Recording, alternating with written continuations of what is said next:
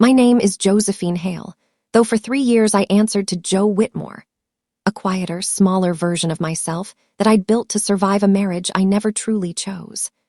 I woke that final morning on the cold tile of our guest bathroom, my ribs aching and my ears still ringing, while my husband Marcus adjusted his tie in the hallway mirror, as though the crash of a thrown vase the night before had simply evaporated into memory. He told me his sister was hosting a luncheon that weekend and that I should wear something with a collar, something that would hide the marks blooming purple beneath my collarbone. And in that moment, I finally understood that he believed I had nowhere else to go. He was catastrophically mistaken, because 4 years earlier, before I became Joe Whitmore, I had been Josephine Calloway Hale, heir to a shipping empire my father built from a single rusted barge into a fleet that crossed 3 oceans, before my stepbrother convinced a judge my father was unfit and had him quietly committed to a facility upstate. I met Marcus at a charity auction I'd snuck into wearing a borrowed dress, working the coat check to earn extra cash while I lived under a name nobody would recognize, and he found me during his cigarette break, telling me I carried myself like someone who used to matter. I never corrected him, never mentioned the empire that once bore my name, because I had spent years scrubbing away every trace of Josephine Hale after the people who should have protected me instead decided I was a liability to be managed.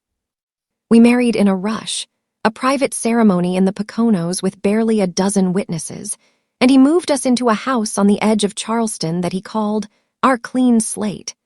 though the silence in those early months felt less like peace and more like the pause before a storm breaks. The insults came first, small and surgical, comments about how fortunate I was that anyone had taken an interest in a woman with no family and no name worth mentioning, and those words sharpened over months into shattered glass and eventually into the bathroom floor.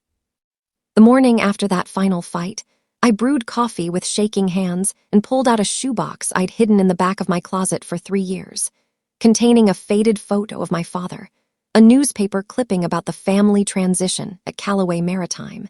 and a business card belonging to an attorney named Victor Ansa, who had once pressed it into my palm at a diner and told me to call if I ever needed to remember who I really was.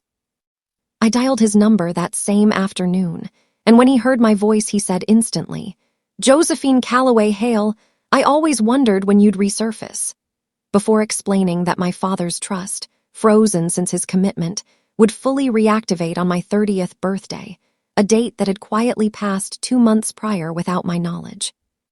Over the following weeks, I became a quiet archivist of my own suffering, photographing every bruise with a timestamp, recording every cruel remark the second Marcus left the room, and eventually uncovering a forwarded email chain between my stepbrother and Marcus's mother, Deanne, that read,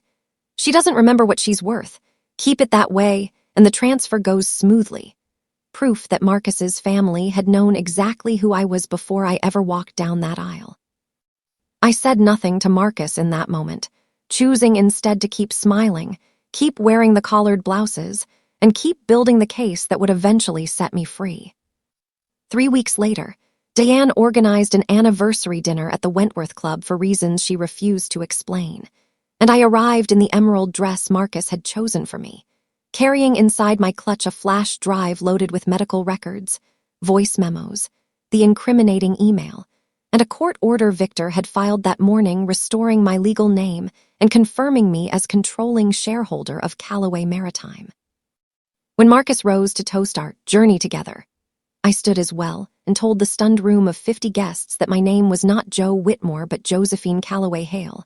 and that Victor Ansa, my father's attorney, was waiting at the door with documents that would explain everything.